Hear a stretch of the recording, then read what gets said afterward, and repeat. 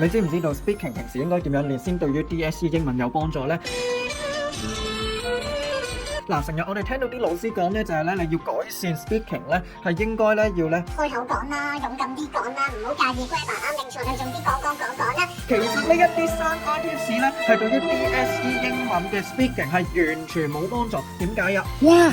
我哋睇翻今年嘅考試報告咧，佢講乜嘢啊？話考生咧成日講嘢咧有好多嘅 grammatical mistake 啊！包括 Hong Kong have 啦、people is 啦、too much noises 啦、many informations 啦，全部都係考生唔理 grammar 亂咁講英文而出嚟嘅結果嚟㗎。Stop it. Get some help. 所以咧，我哋而家如果要需要訓練自己 DSE speaking 咧，就唔係咧係唔係都講用個廢噏嘢，即係俗稱叫廢噏英文。